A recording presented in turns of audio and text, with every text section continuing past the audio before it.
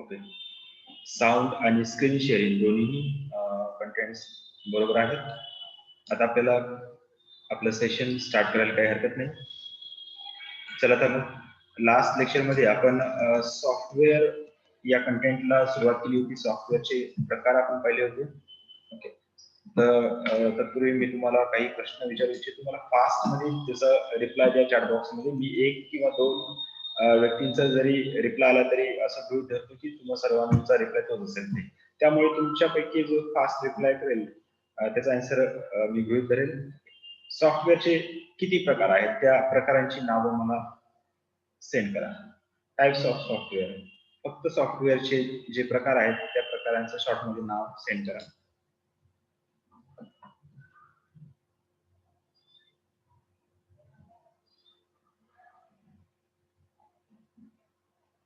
सॉफ्टवेअरचे प्रकार, त्या प्रकारांचं शॉर्ट मध्ये जरी नाव लिहिलं तरी चालेल. तो मेसेज मला सेंड करा.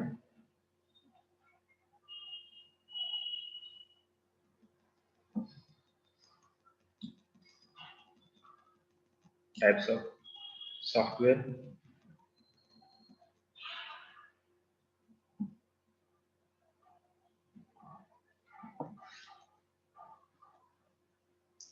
Correct Mrinali. System software and application software. Rohini application software एक तुम्ही सांगितलं, दुसरं जे आहे ते सिस्टीम सॉफ्टवेअर आहे. ठीक आहे. आणि सर एक चला ठीक आहे.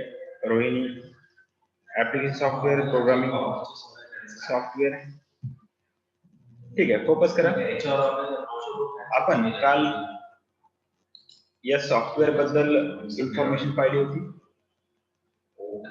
हार्डवेअरचा आणि सॉफ्टवेअरचा डिफरन्स पाहिला होता. त्यानंतर सॉफ्टवेअर कडे गेलो होतो. सॉफ्टवेअर म्हणजे काय? इट्स ग्रुप ऑफ इन्स्ट्रक्शन और इट्स ग्रुप ऑफ प्रोग्राम. जो प्रोग्रामचा संच असतो किंवा ग्रुप असतो त्याला आपण सॉफ्टवेअर म्हणतो. स्पेशली सॉफ्टवेअरचे दोन प्रकार आहेत. एक सिस्टीम सॉफ्टवेअर आणि दुसरं ऍप्लिकेशन सॉफ्टवेअर. सिस्टीम सॉफ्टवेअर 4 वेगळ्या कंटेंट्स द्वारा निर्मित होत असतो किंवा 4 वेगवेगळे कंटेंट्स एकत्र आल्यानंतर त्या एकत्र आलेल्या कंटेंटला आपण सिस्टीम सॉफ्टवेअर म्हणतो. सिस्टीम सॉफ्टवेअर मध्ये 4 जे महत्वाचे कंटेंट्स आहेत ते आहे operating system, service program, language program and device driver. Okay. हे 4 कंटेंट ज्यावेळेस एकत्र येतात त्यावेळेस आपण त्याला सिस्टीम सॉफ्टवेअर म्हणतो. परंतु सिस्टीम सॉफ्टवेअर चे ज्यावेळेस आपण पार्ट करतो त्यावेळेस त्याचे दोनच पार्ट आपल्याला पाहायला मिळतात. एक आहे ऑपरेटिंग सिस्टीम आणि दुसरा आहे युटिलिटी सॉफ्टवेअर. यालाच तुम्ही सर्व्हिस सॉफ्टवेअर देखील म्हणू शकता किंवा फर्मवेअर देखील म्हणू शकता. तर हे झाले सिस्टीम सॉफ्टवेअरचे प्रकार. त्यानंतर आपण सिस्टीम सॉफ्टवेअरचे फंक्शन, एक्झॅक्ट फंक्शन किंवा वर्क काय करतो तो कॉम्प्युटर सिस्टीम मध्ये त्याचं इथे या स्लाइडवरती एक्सप्लेनेशन केलं होतं. काय काय करतो? सपोर्ट करतो कशाला? डेव्हलपमेंट. एक न्यू ऍप्लिकेशन सॉफ्टवेअर डेव्हलप करण्यासाठी सिस्टीम सॉफ्टवेअर मदत करतं. त्यासोबतच जे ऑलरेडी इन्स्टॉल्ड ऍप्लिकेशन्स आहेत किंवा ऍप्स जे आहेत त्यांना प्रॉपरली रन करण्यासाठी सपोर्ट करण्याचं काम सिस्टीम सॉफ्टवेअर द्वारा करण्यात येतं. त्यानंतर controls on CPU, I and O devices, peripheral devices and memory.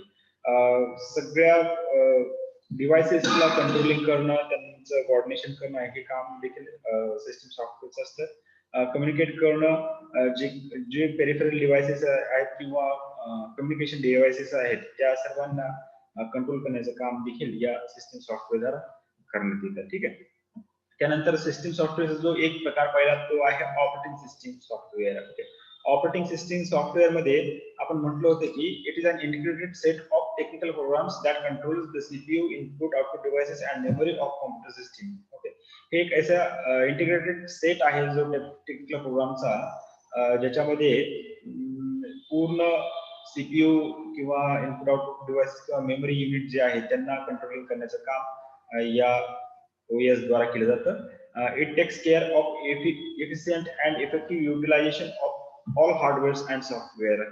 सर्व हार्डवेअर आणि सॉफ्टवेअरचं व्यवस्थितरित्या त्यांचं फंक्शनिंग करणं, इफेक्टिव्हली आणि एफिशियंटली त्यांचा वापर करून घेण्याचं काम जे आहे ते OS द्वाराच करण्यात येतं. ओके. OS पुन्हा परत आपण पाहिले की OS जे आहे त्याचे मेन 2 ऑब्जेक्ट असतात, 2 त्याचे उद्दिष्ट असतात. त्या 2 उद्दिष्टांची पूर्तता करण्यासाठी ओएस कार्यरत असतं कोणत्याही कॉम्प्युटर सिस्टीम मध्ये. त्यातला पहिला उद्देश आहे to make the computer system easier to use for user. Means युजरला कॉम्प्युटर सिस्टीम यूज करण्यासाठी इझिनेस वाटावा, एकदम फ्रेंडली यूज त्याला करता यावा म्हणून जे काही कॉम्प्युटर सिस्टीम आहे त्याला इझियर करण्याचं काम या ऑपरेटिंग सिस्टीम द्वारा करण्यात येतं. Next, to make all the resources of a computer system, to manage the all resources, सर्व रिसोर्सेसला मॅनेज करणं. सर्व resources means hardware and software दोन्ही कंटेंट्सला, या दोन्ही रिसोर्सेस कंटेंटला मॅनेज करण्याचं काम या ओएस द्वारा करण्यात येतं. आज पॉप्युलरली तुम्हाला ओएस माहिती आहे की विंडोज आहे, जुना होता युनिक्स, मॅक ओएस, हे सर्व ओएस चे प्रकार आहेत. ओके, त्यानंतर आपण याच्याकडे फंक्शन्स पण पाहिले होते. ओएस चे फंक्शन स्पेशली शॉर्ट मध्ये आपण इथे लिहिले होते. पूर्ण प्रोसेस मॅनेजमेंट करणं, मेमरी मॅनेजमेंट करणं, फाईल मॅनेजमेंट करणं, इनपुट आउटपुट डिव्हाइसेस मॅनेजमेंट करणं, त्यानंतर सिक्युरिटी मॅनेजमेंट देखील करण्याचं काम या ओएस द्वारा करण्यात येतं. कमांड इंटरप्रिटेशन करणं, मीन्स जे काही प्रोग्राम्स असतील त्या प्रोग्राम्सचे जे कमांड्स आहेत किंवा इन्स्ट्रक्शन जे आहेत ते प्रत्येक instruction step by step interpret करणं, तसे कमांड्स अदर सॉफ्टवेअर अँड हार्डवेअरला ते प्रोव्हाइड करण्याचं काम देखील ओएस द्वारा कंप्लीट करण्यात येतं. Okay, run all application software, सर्व ऍप्लिकेशन सॉफ्टवेअरला रन करण्यासाठी सपोर्ट करणं, त्यांचं कंट्रोलिंग करण्याचं काम ओएस द्वारा करण्यात येतं. हे सर्व कामं ओएस द्वारा केली जातात. ठीक आहे, हाच पॉईंट थोडासा मी एक्सपॅन्ड करून इथे लिहिलेला आहे. फंक्शन्स ऑफ ओएस सेम आहे, memory management, process management, file management, security कसा सिक्युरिटी वर्क कसं केलं जातं ओएस द्वारा ते देखील इथे मेन्शन केलेलं आहे, शेड्यूलिंग केलेलं आहे. एरर किंवा डिटेक्टिंग एरर्स जे आहेत, पहा काही वेळेला काही एरर्स येतात कॉम्प्युटर सिस्टीम मध्ये, तर एरर्स ट्रबल शूट करण्यासाठी, ते एरर्स दूर करण्यासाठीचे सजेशन्स देखील कॉम्प्युटर सिस्टीम मध्ये तुम्हाला पाहायला मिळतात. ते सर्व errors detecting and trouble shoot problem solving method म्हणा किंवा प्रॉब्लेम सॉल्विंगचे जे स्टेप्स आहेत त्या सर्व स्टेप्स डिस्प्ले करण्याचं काम देखील ओएस द्वारा केलं जातं. मीन्स एरर डिटेक्टिंग करण्यापासून ते पर्टिक्युलर एरर जो आहे तो ट्रबल शूट करण्यापर्यंतची सर्व ऍक्टिव्हिटी या ओएस द्वारा केली जाते.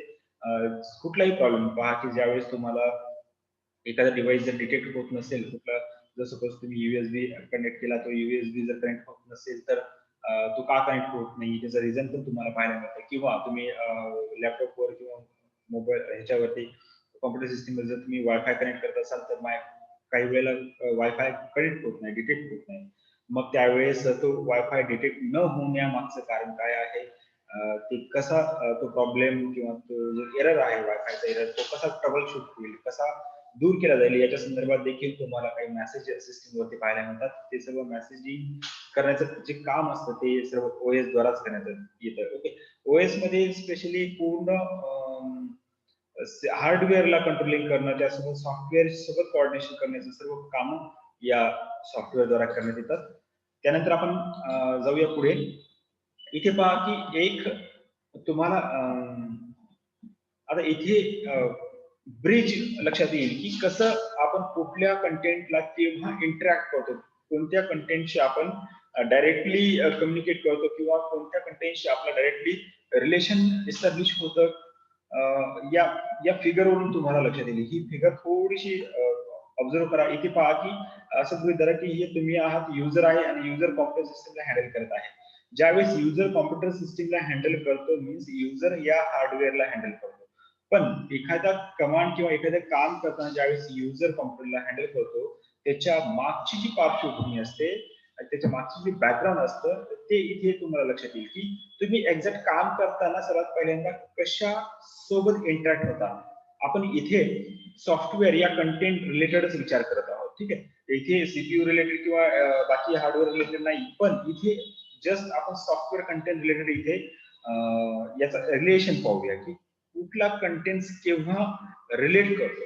ज्यावेळेस तुम्ही कॉम्प्युटर सिस्टीमला ऑपरेट करता, त्याच्यावरती काम करता, त्यावेळेस तुम्ही इंटरॅक्ट होता सर्वात पहिल्यांदा ऍप्लिकेशन सॉफ्टवेअरला. Okay, application software. आता समजा सपोज तुम्ही कॉम्प्युटर सिस्टीम समोर आहात आणि तुम्ही एखादा मूवी तिथे पाहत आहात. ठीक आहे, कॉम्प्युटर सिस्टीम वरती मूवी पाहत आहात. मूवी पाहायचा असेल तर तुम्ही काय करता, कुठलाही तरी व्हीएस मीडिया प्लेअर किंवा एमएक्स मीडिया प्लेअर कॉम्प्युटर सिस्टमवरती ऑन करता आणि त्याच्यावरती तुम्हाला जो मूवी पाहायचा आहे तो प्ले करता. मूवी पाहता याचा अर्थ मूवी जो रन होतो, ज्या ऍप्लिकेशन सॉफ्टवेअर वरती रन होतो ते तो video player related application software असतं. ठीक आहे, म्हणजे तुम्ही ज्यावेळेस कॉम्प्युटर सिस्टमला ऑपरेट करता त्यावेळेस तुम्ही सर्वात पहिल्यांदा इंटरॅक्ट होता ऍप्लिकेशन सॉफ्टवेअर सोबत.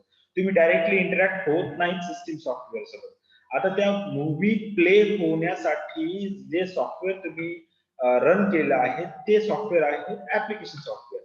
परंतु ते मूवी रिलेटेड जे ऍप्लिकेशन सॉफ्टवेअर आहे त्या ऍप्लिकेशन सॉफ्टवेअरला प्रॉपरली रन करण्यासाठी जे मदत करतं ते असतं सिस्टीम सॉफ्टवेअर. ओके, आता सिस्टीम सॉफ्टवेअर म्हटल्यानंतर स्पेशली इथे ओएस चा संबंध येतो. सिस्टीम सॉफ्टवेअर मध्ये सर्वात पहिल्यांदा ओएस चा संबंध येतो, त्याच्यानंतर बाकीचे जे कंटेंट्स आहेत जिथे मी म्हटलं ते लँग्वेज प्रोग्रामिंग, डिव्हाइस ड्रायव्हर वगैरे, युटिलिटी सॉफ्टवेअर, त्याच्यानंतर त्याचा हे येतो. मीन्स आता ओएस ला व्यवस्थित काम करण्यासाठी बाकीचे जे 3 कंटेंट्स आहेत ते देखील ऍक्टिव्हेट होत असतात. कारण बाकीचे युटिलिटी सॉफ्टवेअर जर असेल तर प्रत्येक डिव्हाइस आपापलं पर्टिक्युलर काम कम्प्लीट करत असतो किंवा करण्याची जी त्याची हे असते, कार्य असतं ते व्यवस्थित करू शकतो. अन्यथा जर युटिलिटी सॉफ्टवेअर नसेल तर बाकीचे डिव्हाइसेस व्यवस्थित काम नाही करणार. जर लँग्वेज प्रोग्रामिंग जर असेल व्यवस्थित, मीन्स कुठलाही प्रोग्राम लँग्वेज प्रोग्राम मध्येच केला जातो, जो प्रॉपरली असेल तरच तो रन होईल, अन्यथा रन नाही होणार. डिव्हाइस ड्रायव्हर, कुठलाही डिव्हाइस, कुठलाही आउटपुट इनपुट युनिट जर तुम्ही अटॅच केलं असेल तर त्या प्रत्येक आउटपुट युनिटसाठी ड्रायव्हर्स असतात पहा की किंवा युएसबी ड्रायव्हर्स असतात किंवा ब्लूटूथ ड्रायव्हर्स असतात, प्रिंटर रिलेटेड ड्रायव्हर्स असतात. ते व्यवस्थित जर तुमच्या सिस्टीम मध्ये इन्स्टॉल्ड असेल तर ते पर्टिक्युलर कंटेंट जो आहे तो प्रॉपरली रन करू शकतो. म्हणजे इथे या डायग्राम वरून तुम्हाला लक्षात येईल की ज्यावेळेस तुम्ही कॉम्प्युटर सिस्टम ऑपरेट करता तुम्ही सर्वात पहिल्यांदा डायरेक्ट रिलेट करता कशी सोबत, तर ऍप्लिकेशन सॉफ्टवेअर असतं.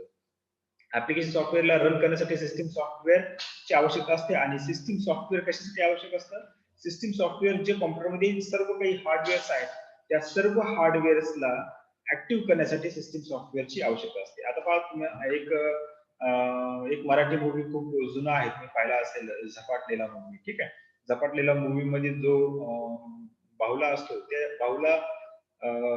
त्या बाहुल्यामध्ये एका व्यक्तीचे प्राण असतो, प्राण त्याच्यामध्ये टाकले जातात. ठीक आहे, तर तो ज्यावेळेस त्या बाहुल्यामध्ये प्राण टाकला जातो त्याच्या नंतर तो बाहुला चालायला लागतो, बोलायला लागतो, हे करायला लागतो. ठीक आहे, तर अशा वेळेस आता तो बाहुला जो आहे तो हार्डवेअर आहे आणि त्याच्या आतमध्ये जो टाकलेला प्राण जो आहे तो सॉफ्टवेअर आहे. कारण सॉफ्टवेअर असल्याशिवाय हार्डवेअर कसल्याच पद्धतीचं काम करू शकत नाही. जसं त्या बाहुल्यामध्ये जर ज्यावेळेस प्राण टाकलेला असतो त्याच्यानंतरच तो काय करतो, तो बाहुला बोलतो, चालतो, बदला घेतो वगैरे, काय काय तो तुम्ही मूवी पाहिला असेल. ठीक आहे, तर अशा पद्धतीचं इथे रिलेशन आहे. इथे हार्डवेअर मध्ये प्राण टाकण्याचं काम जे आहे ते सिस्टीम सॉफ्टवेअर द्वारा केलं जातं. आणि प्राण टाकल्यानंतर या बाहुल्याला आणि या जो प्राण टाकलेला आहे त्या दोघांना व्यवस्थितरित्या त्या दोघांच्या मदतीने जो तिसरा जो कंटेंट आहे जो प्रॉपरली रन करतो तो आहे ऍप्लिकेशन सॉफ्टवेअर. इथे सांगायचं तात्पर्य हे आहे की तुम्ही फक्त हार्डवेअरला टच करता, पण हार्डवेअरला टच करण्यासाठी त्या दोन अनटचेबल कंटेंट्स त्या तिथे पर्टिक्युलर सिस्टीम मध्ये ऍक्टिव्ह असणं आवश्यक असतं. ओके, तर इथे दोन संबंध कशाचा, युजरचा आणि हार्डवेअरचा डायरेक्टली संबंध आहे का? नाही. युजर आणि सिस्टीम सॉफ्टवेअर पहा, इथे युजर, ऍप्लिकेशन आणि सिस्टीम आणि हार्डवेअर असे 4 स्टेज आहेत. एक स्टेज युजर, दुसरा स्टेज ऍप्लिकेशन, तिसरा सिस्टीम, चौथा जो आहे तो हार्डवेअर आहे. आता असं म्हटलं जातं की युजर आणि सिस्टीम सॉफ्टवेअर मधला ब्रिज कोणता आहे? युजर आणि सिस्टीम सॉफ्टवेअर मधला ब्रिज कोणता आहे? तर ऍप्लिकेशन सॉफ्टवेअर आहे. आणि असं म्हटलं जातं की ऍप्लिकेशन सॉफ्टवेअर आणि हार्डवेअर मधला जो ब्रिज आहे, जो दुवा आहे, दोन कंटेंट मधला जी कडी आहे ती काय आहे? System software. ओके, कसं म्हटलं पहा, सेंटेन्स इथे लक्षात घ्या. काय म्हटलं इथे डायरेक्टली मी म्हणू शकतो की युजर आणि हार्डवेअर मध्ये कोणता दुवा आहे? युजर आणि हार्डवेअर मध्ये दुवा आहे सॉफ्टवेअरचा. परंतु मी असं म्हणतो की युजर आणि सिस्टीम सॉफ्टवेअर मध्ये कोणता ब्रिज आहे? तर तो आहे ऍप्लिकेशन सॉफ्टवेअर. तिसरा सेंटेन्स तुम्हाला इथे एमसीक्यू कशी जनरेट होतात त्या एमसीक्यू ची बेस पॉइंट इथे सांगतोय पहा की एमसीक्यू तुम्हाला असं पण विचारला जाऊ शकतो की हार्डवेअर आणि ऍप्लिकेशन सॉफ्टवेअरला जोडणारा दुवा कोणता आहे. हार्डवेअर आणि ऍप्लिकेशन सॉफ्टवेअरला जोडणारा दुवा कोणता आहे, तर तो आहे सिस्टीम सॉफ्टवेअर. त्याच्यानंतर तुम्हाला असा पण प्रश्न विचारला जाऊ शकतो की युजर आणि सिस्टीम सॉफ्टवेअरला जोडणारा दुवा कोणता आहे, ब्रिज कोणता आहे, तर तो ऍप्लिकेशन सॉफ्टवेअर आहे. ओके. अन्यथा तुम्हाला असा पण विचारला जाऊ शकतो की सिस्टीम हार्डवेअर आणि युजर या दोघांना जोडणारा दुवा कोणता आहे, तर सॉफ्टवेअर आहे. ओके. मग सॉफ्टवेअर सिस्टीम सॉफ्टवेअर पण आहे आणि ऍप्लिकेशन सॉफ्टवेअर पण आहे. ठीक आहे. इथे या गोष्टी क्लिअर झाल्यात तुम्हाला. इथे रिलेशन लक्षात आलं की कोणता कंटेंट कधी येतो ते. तर नेक्स्ट पाहूया. इथे पाहूया आपण features of operating system software. आता इथे फीचर पाहूया. It is an system software आहे. ऑपरेटिंग सिस्टीम सॉफ्टवेअर काय आहे, हे एक सिस्टीम सॉफ्टवेअरच आहे. Next, it is bridge between user and computer. मी आता इथे सेंटेन्स काय लिहिलंय, it is bridge between user and computer. इथे हार्डवेअर पण शब्दाला असतात. युजर अँड हार्डवेअरला कनेक्ट करण्याचा जो दुवा आहे तो सिस्टीम सॉफ्टवेअर आहे. म्हणजेच ऑपरेटिंग सिस्टीम देखील युजर आणि कॉम्प्युटरला जोडण्याचं काम करतं, कारण operating system it is a part of system software. Next, it makes it make enable all programs to use. हे जे सिस्टीम सॉफ्टवेअर आहे हे इतर सर्व प्रोग्रामला व्यवस्थित रन करण्यासाठी समर्थ करते किंवा यांना एबल करते. ठीक आहे. Next, control all the operations of a computer system. Operating system काय करतो, तर सर्व कॉम्प्युटर सिस्टीमचे जे ऑपरेशन्स आहेत त्याला कंट्रोलिंग करण्याचं काम करतो. Next, it controls IO devices, means it controls input and output devices. Next, it is stored in hard disk. अभी ऑपरेटिंग सिस्टीम सॉफ्टवेअर जे असतं ते कुठे सेव्ह केलं जातं, तर ते सेव्ह केलं जातं हार्ड डिस्क मध्ये. ठीक आहे. It allocates memory. आता इट अलोकेट्स मेमरी, इथे अलोकेशन फंक्शन तुम्ही आपण याच्या आधी पाहिले की ऑपरेटिंग सिस्टीमचं एक फंक्शन आहे अलोकेटिंग मेमरी. तर इट अलोकेट्स मेमरी. रॅम मधली किती स्पेस, कुठल्या प्रोसेसला किती स्पेस द्यायचा आहे, कुठल्या ऍपला किती स्पेस द्यायचा आहे, कुठल्या ऍपला रॅमचा स्पेस द्यायचा आहे, रोमचा स्पेस द्यायचा आहे, सेकंडरी मेमरीचा किती स्पेस युटिलाइज करून द्यायचा आहे किंवा काय करायचं आहे, हे सर्व मॅटर जे आहे मेमरी रिलेटेड ते सर्व मॅटर ऑपरेटिंग सिस्टीम द्वारा हँडल केले जातं. ठीक आहे. Next, it gives priority to processing. Exactly processing जे प्रोसेसिंगचे स्टेजेस असतात किंवा एक प्रोसेस संपल्यानंतर दुसरी प्रोसेस, दुसरी संपल्यानंतर तिसरी प्रोसेस, प्रत्येक प्रोसेसला एक अनुक्रम असतो. एक प्रोसेस कंप्लीट झाल्यानंतर एक्झॅक्ट त्याच्या नंतरची प्रोसेस स्टार्ट होणं आवश्यक असतं किंवा एक ऍप्लिकेशन प्रोग्राम स्टार्ट झाल्याच्या नंतर दुसरा ऍप्लिकेशन प्रोग्राम स्टार्ट होणं आवश्यक असतं. तर कोणता प्रोग्राम किंवा कोणती प्रोसेस स्टार्ट करायची याचा अनुक्रम लावण्याचं जे काम आहे ते या सिस्टीम सॉफ्टवेअर द्वारा करण्यात येतं. ठीक आहे. Next, it is also called system software environment. आता ऑपरेटिंग सिस्टीमला एक दुसरं एक नाव आहे, दुसऱ्या अँगलने किंवा दुसऱ्या पॉइंट ऑफ व्ह्यूने याला सॉफ्टवेअर एन्व्हायरमेंट असं देखील म्हटलं जातं. कारण एन्व्हायरमेंट याच्याशी संबंधित मीन्स ऑपरेटिंग सिस्टीमशी संबंधित सर्व काही कंटेंट्स जे वेगवेगळे घटक जे आहेत, कंपोनंट्स जे आहेत ते याच्याशी डायरेक्ट रिलेट करतात, म्हणून असं म्हटलं जातं की it is also called as software environment. Okay. Next, OS for PC. तुम्हाला पीसी साठी मीन्स कोणत्याही कॉम्प्युटर सिस्टीम साठी जे OS आहे ते माहिती. त्याच्यामध्ये MS DOS आहे, विंडोज आहे, मॅक OS आहे, IBM आहे. ओके. परंतु जे तुमच्या मोबाईल मध्ये जे OS आहे ते OS कुठल्या प्रकारचं असतं, कुठल्या कंपनीचं असतं किंवा त्या OS नाव काय हे तुम्हाला माहिती. तुम्हाला एकच OS माहिती असेल, अँड्रॉइड. जे आता तुमच्या हातामध्ये जो मोबाईल आहे तो अँड्रॉइड OS वालाच मोबाईल आहे. अँड्रॉइड OS वाला मोबाईल मध्ये अँड्रॉइड OS असतं. त्याच्यानंतर काही मोबाईल जे ब्लॅकबेरी कंपनी आहे त्यांची स्वतःची ही एक OS आहे. आयफोन जे आहेत त्याची स्वतःची ऑपरेटिंग सिस्टीम आहे ज्याला iOS म्हटलं जातं. ब्लॅकबेरी ही एक ऑपरेटिंग सिस्टीम, फायरफॉक्स ही एक ऑपरेटिंग सिस्टीम, टायझन देखील आहे, विंडोज देखील आहे. ओके. तर हे सर्व ऑपरेटिंग सिस्टीम मोबाईल मध्ये यूज केले जातात, पण सिस्टीम मध्ये या वरच्या ऑपरेटिंग सिस्टीम यूज केले जातात. Okay. Next, it is stored in the BIOS, means basic input output system. Okay. It is stored in the BIOS, असं म्हटलं जातं BIOS. BIOS चा फुल फॉर्म आहे basic input output system. Basic input output system related जे drivers आहेत ते drivers तर already असतातच, पण त्या ड्रायव्हर्सला देखील कंट्रोलिंग करण्याचं काम या ओएस द्वारा केलं जातं. Next it is the first program which is loaded after switch on the computer system. आता सर्वात महत्वाचा पॉइंट हा आहे की ज्यावेळेस तुम्ही एखाद्या कॉम्प्युटर सिस्टीम ऑन करता, कॉम्प्युटर सिस्टीम ऑन करता त्याच्यानंतर एक्झॅक्ट लगेच जसं काही तुम्ही कॅमेऱ्यावरती फोटो क्लिक केल्यानंतर जसा लगेच फ्लॅश लगेच जो इमेज क्रिएट होते तशा पद्धतीने काही कॉम्प्युटर स्टार्ट होत नाही. किंवा ज्यावेळेस तुम्ही इलेक्ट्रिसिटीचं बटन ऑन करता, कॉम्प्युटरचं बटन ऑन करतो, त्यावेळेस कॉम्प्युटर स्वतःला स्टार्ट होण्यासाठी काही वेळ घेतो.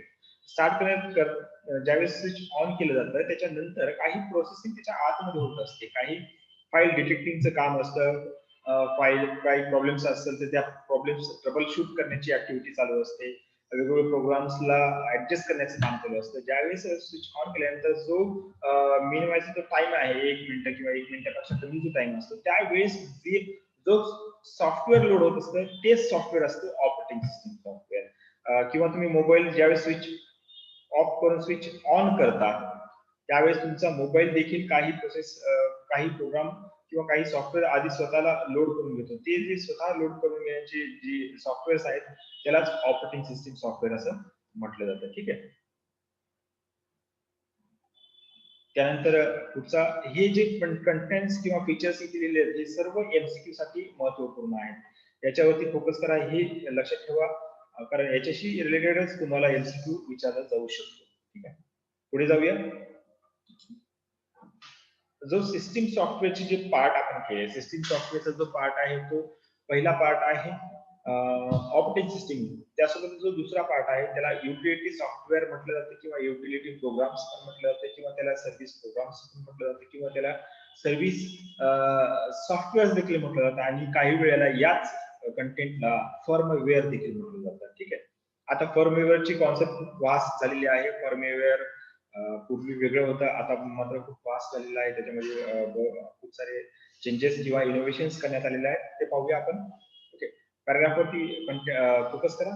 It is the type of system software. हे देखील एक प्रकार आहे कशाचा? सिस्टीम सॉफ्टवेअरचा.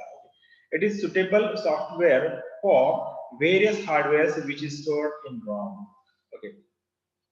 हे जे सॉफ्टवेअर आहे हे सर्वात सुटेबल आहे सर्व प्रकारच्या हार्डवेअरसाठी आणि हे जे सॉफ्टवेअर आहे हे रोम मध्ये स्टोअर केलं जातं. ओके.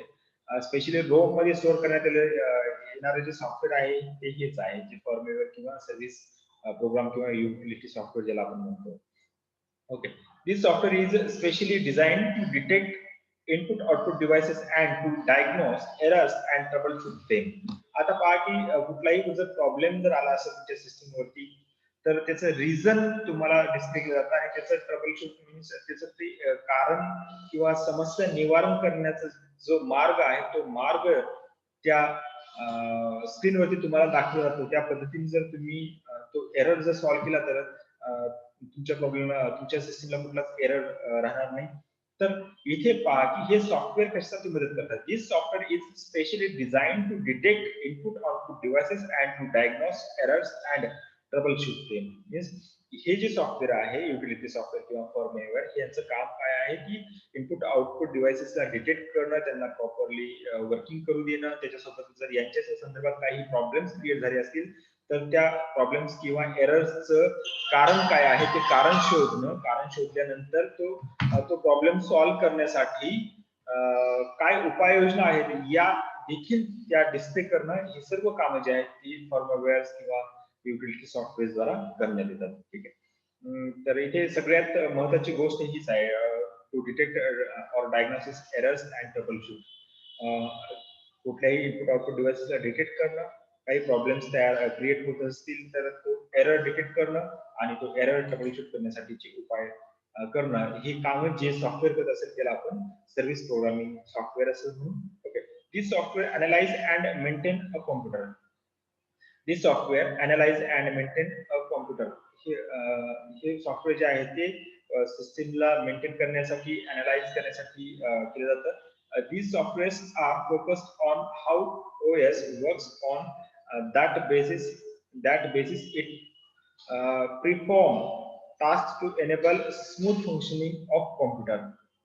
हे जे सॉफ्टवेअर आहे युटिलिटी सॉफ्टवेअर एक अँगलने युटिलिटी सॉफ्टवेअर हे वेगळं असं काही नाही की जितके डिव्हाइसेस आहेत जेवढे वेगवेगळे हार्डवेअर्स आहेत त्या प्रत्येक हार्डवेअरला स्वतःला रनिंग करण्यासाठी स्वतःला फंक्शनिंग करण्यासाठी मॅन्युफॅक्चरर द्वारा इथे कंटेंट लक्षात घ्या मॅन्युफॅक्चरर द्वारा काही मेमरीचं अलॉट केलं जातं जसं आपण मेमरीचे प्रकार पाहिले ते RAM ROM EP ROM EPROM electronically programmable read only memory हे जे आहेत या रोम मध्ये काही ऑलरेडी काही सॉफ्टवेअर मॅन्युफॅक्चरर कडून बाय डिफॉल्ट प्रोव्हाइड केले जातात हे सॉफ्टवेअर पर्टिक्युलर कंटेंटला किंवा डिव्हाइसला वर्क करण्यासाठी आवश्यक असतं ओके तर असे बाय डिफॉल्ट जे सॉफ्टवेअर असतात त्या बाय डिफॉल्ट सॉफ्टवेअर पर्टिक्युलर त्या ओएस ला मॅच करण्यासाठी किंवा ओएस आणि by default software means firmware जे आहेत या दोघांचं कोऑर्डिनेशन करण्यासाठी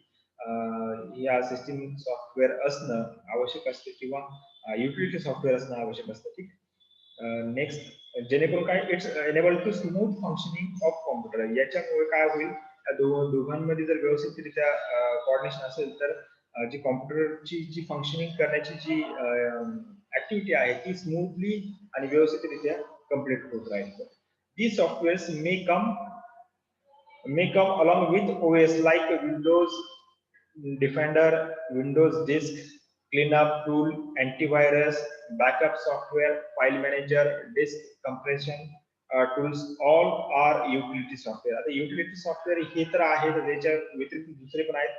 तुम्ही अँटीव्हायरस नाव ऐकलं असेल अँटीव्हायरस किंवा बॅकअप सॉफ्टवेअर जे आहे तुम्ही बॅकअप पहा किंवा आपल्या माय कॉम्प्युटर मध्ये तुम्हाला बॅकअप किंवा अदर असे सॉफ्टवेअर्स मिळतील जे बाय डिफॉल्ट मॅन्युफॅक्चरर द्वारा प्रोव्हाइड करण्यात आलेले असतात जेणेकरून सिस्टीम सॉफ्टवेअरला स्पेशली ऑपरेटिंग सिस्टीमला हेल्प होईल या पद्धतीने ते सॉफ्टवेअरची निर्मिती करण्यात आलेली असते पण इथे जे आहे इथे सिस्टीम सॉफ्टवेअर जे आहेत सॉरी सर्व्हिस प्रोग्रामिंग सॉफ्टवेअर जे आहेत इथे तुम्हाला इथे नावं वेगवेगळे दिसत आहेत का Windows Defender Windows disk cleanup tool पहा की तुम्ही तुमच्या मोबाईलमध्ये पण हे क्लीनअप वापरला असेल पहा बाय डिफॉल्ट जर तुमचा रेडमीचा जर मोबाईल असेल तर रेडमीच्या मोबाईलमध्ये डेटा क्लीन करण्यासाठी किंवा स्पीड बूस्ट करण्यासाठी बाय डिफॉल्ट एक ऍप येतं ओके ते ऍप जे आहे ते देखील एक युटिलिटी सॉफ्टवेअर आपण त्याला म्हणू शकतो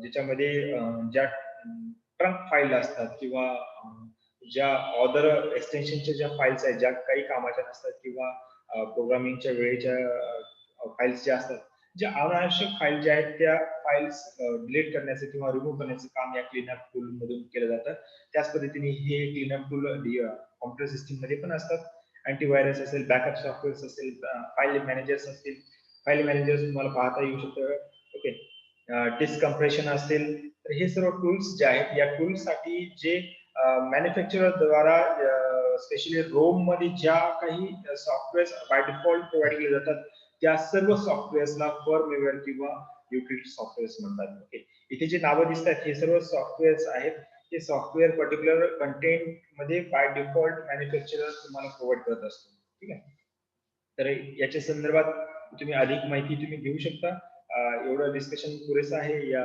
युटिलिटी सॉफ्टवेअरच्या संदर्भात पुढे जाऊया पुढे आपण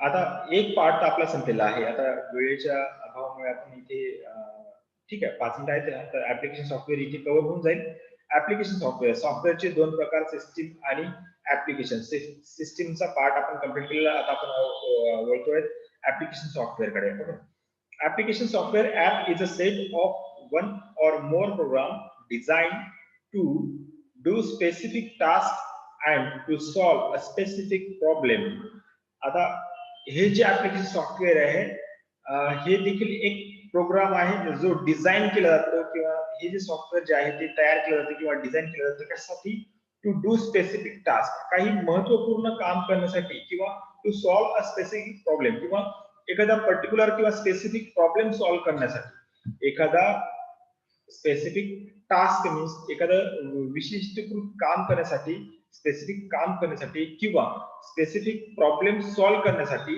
जे सॉफ्टवेअर डेलिबरेटली क्रिएट केलं जातं किंवा डेलिबरेटली तयार केलं जातं, तर त्याला म्हटलं जातं system application software. These type of softwares are written for end user to meet their requirements. Okay. हे जे सॉफ्टवेअर आहे, ऍप्लिकेशन सॉफ्टवेअर जे आहे, हे तयार केलं जातं, प्रोग्रामर्स द्वारा तयार केलं जातं किंवा मॅन्युफॅक्चरर द्वारा तयार केलं जातं. कशासाठी? To meet the requirements of end users. To meet the requirements means जे एंड युजर म्हणजे जो व्यक्ती सिस्टीमला हँडल करतो किंवा सॉफ्टवेअरला हँडल करतो, तो युजर, तो एंड युजर. ओके. तो एंड युजरला स्वतःच्या गरजा पूर्ण करण्यासाठी जे सॉफ्टवेअर एका विशिष्ट काम करण्यासाठी किंवा एखाद्या प्रॉब्लेम सॉल्व्ह करण्यासाठी जे तयार केलं जातं, त्यालाच म्हटलं जातं application software. Okay. This type of software are written. हे या प्रकारचं सॉफ्टवेअर कशासाठी लिहिण्यात येतं? तर एंड युजरची गरज भागवण्यासाठी हे सॉफ्टवेअर तयार केले जातात. That's why it is also called as end user software. याच कारणासाठी या ऍप्लिकेशन सॉफ्टवेअरला एंड युजर सॉफ्टवेअर असं देखील म्हणतात. ओके. एंड युजर सॉफ्टवेअर इथे नाव लक्षात ठेवा. Application software is also called as end user software. Next, customer or end user can purchase ready-made application software or program package for doing desired work. आता customers म्हणा किंवा end user जे असतात, ते end user स्वतःला जे काम करायचं आहे, ते काम करण्यासाठी जे सॉफ्टवेअरची त्यांना गरज असते, ते सॉफ्टवेअर त्या कामाच्या संदर्भात जे काही सॉफ्टवेअर असेल, ते मार्केटमध्ये जाऊन ते परचेस करू शकतात आणि ते स्वतःच्या सिस्टीम मध्ये इन्स्टॉल करून त्यांना जे अपेक्षित काम आहे ते काम ते करू शकतात त्या पर्टिक्युलर सॉफ्टवेअरच्या मदतीने. आता समजा मी एक कस्टमर आहे, मी एक एंड युजर आहे, मला अकाउंटिंगचं काम करायचं आहे, माझा एक बिझनेस आहे, मला अकाउंटिंग रेकॉर्डचं काम करायचं आहे. मग मला मी काय करणार? जर आज मार्केटमध्ये अकाउंटिंग मेंटेन करण्या रिलेटेड कोणते कोणते सॉफ्टवेअर्स आहेत, तर मी सर्च केलं आणि त्याच्यातून मला टॅली हे सॉफ्टवेअर जे चांगलं वाटलं ते मी सॉफ्टवेअर खरेदी केलं. खरेदी केल्यानंतर मी काय केलं, माझ्या कॉम्प्युटर सिस्टीम मध्ये त्याला इन्स्टॉल केलं आणि मी माझं जे डिझायर्ड वर्क आहे, जे अकाउंटिंगचं जे वर्क आहे, ते मी करत राहिलो. याच्यामुळे काय काय लक्षात आलं की एंड युजर जो आहे, मला अकाउंटिंगचं काम करण्याची गरज होती. म्हणजे माझ्यासारख्या अन्य लोकांना जी अकाउंटिंगचं काम करण्याची गरज आहे, हे पाहूनच काही प्रोग्रामर्सने अकाउंटिंग रिलेटेड सॉफ्टवेअर तयार केलेले आहेत. तर हे जे सॉफ्टवेअर्स असतात, या सर्व सॉफ्टवेअर्सला ऍप्लिकेशन सॉफ्टवेअर असं म्हणतात. पर्टिक्युलर एक काम करण्यासाठी किंवा एक प्रॉब्लेम सॉल्व्ह करण्यासाठी जे सॉफ्टवेअर तयार केलं जातं, त्या सॉफ्टवेअरलाच म्हटलं जातं application software. Okay. Next, today there are a lot of application softwares available in the market. For example, MS Office असेल, Adobe Reader असेल, Tally असेल, Max Player. तुम्हाला जर मूवी पाहायचं असेल तर तुमच्या मोबाईलवरती गुगल स्टोरवरती बरेचसे ऍप्स आहेत, ते देखील एक ऍप्लिकेशन सॉफ्टवेअर आहे. तुम्हाला तुमचा फोटो एडिट करायचा असेल तर फोटो एडिटिंग रिलेटेड खूप सारे ऍप्स तुम्हाला प्ले स्टोअर वरती मिळतात, तर ते देखील एक ऍप आहे. मग तुम्ही जे फोटो एडिटचा जो तुम्हाला फोटो एडिटचं काम पडलं म्हणजे तुम्हाला ती रिक्वायरमेंट आहे, त्या रिक्वायरमेंट रिलेटेड आज बरेचसे ऍप गुगल प्ले स्टोअर वरती आहेत. तर हे जे सर्व ऍप्स आहेत, त्या सर्वांना आपण काय म्हणतो? ऍप्लिकेशन सॉफ्टवेअर म्हणतो. ओके.